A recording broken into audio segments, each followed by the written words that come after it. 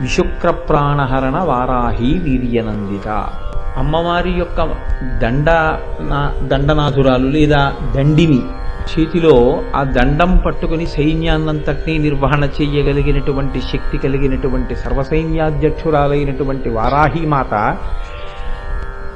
ఆ భండాసురుని యొక్క సైన్యంలో ప్రధానమైనటువంటి వాడు భండాసురుని యొక్క సోదరుడు.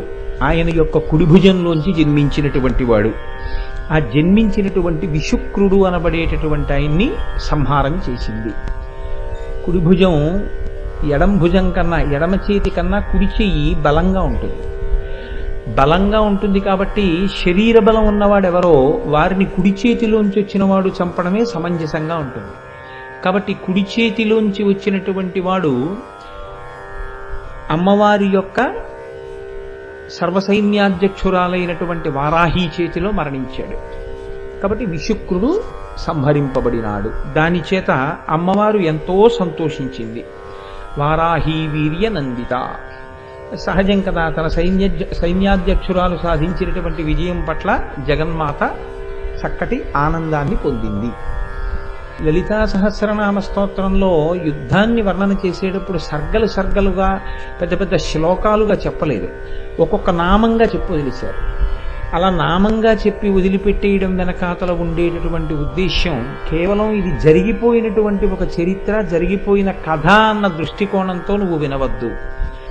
ఇందులో పరమరహస్యం ఒకటి ఉందని, ఈ పరమరహస్యాన్ని నువ్వు జీవితంలో గుర్తిరగవలసి ఉంటుందని జ్ఞాపకం పెట్టుకో.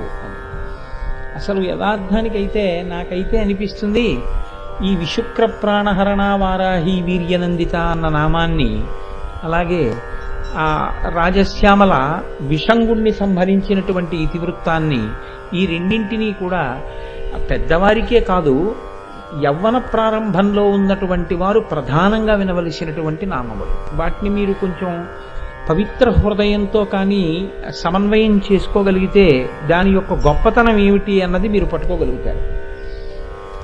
విశుక్ర ప్రాణహరణ వారాహి వీర్యనందిత. మనకి శరీరంలో తేజస్సు అని ఒకటి ఉంటుంది. ఈ తేజస్సుని మనం ఖర్చు పెట్టేస్తూ ఉంటాం.